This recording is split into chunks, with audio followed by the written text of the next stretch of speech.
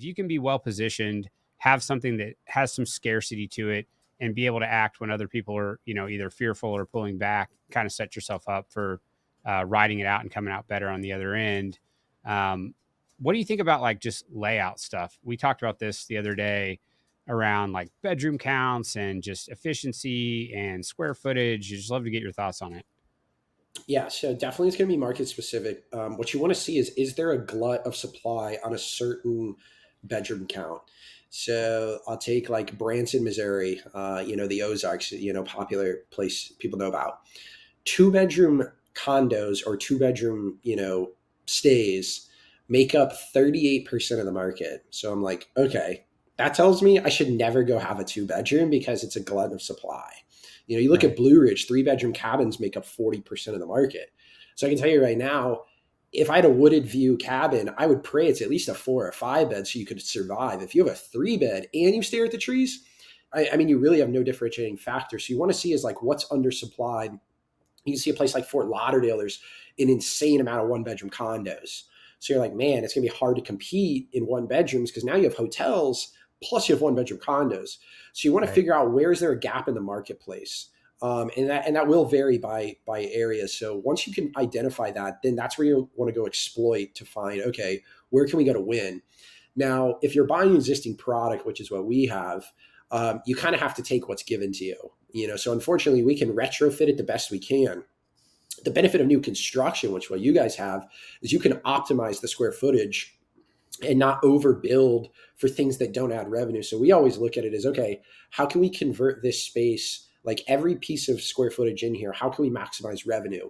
Whether it's taking a garage, which serves no purpose in short-term rentals, and turning it into a video game or an arcade or a movie theater, that's going to add revenue to the supply. Can we, if we have two living rooms or two dining rooms, we've taken that before. We've taken one of the dining rooms out and built in a wall and added an additional bedroom. That's going to add more revenue than having two dining rooms, which is worthless. So when it comes to new construction, a lot of things I see builders make the mistake of because they're just building for what they think works, but not optimizing for revenue, is you want to look at things like, bedroom size. You do not need these massive oversized Mm-hmm. 16, 17-foot bedrooms. You need just enough walkway that people feel comfortable. You can get a king bed, two nightstands, and that's it.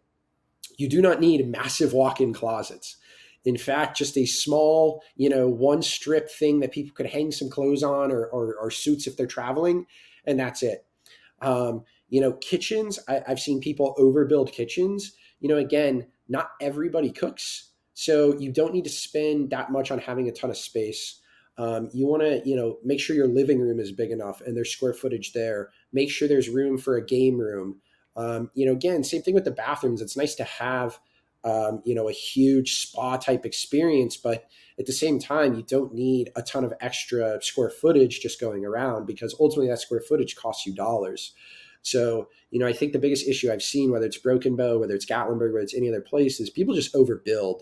And a lot of that's just builders not understanding the revenue numbers. They're building what, they like or what works and, inflating the square footage, which will help them get a higher sale price. But in reality, for you as a buyer, it's not going to generate additional revenue. I've seen crazy two-bedroom properties that are 1,400 square feet. And I'm like, man, that's not going to generate any more revenue than a 900 or 1,000 square foot two-bedroom. You just paid significantly more for that extra 300, 400 square feet that aren't going to translate into dollars in your pocket.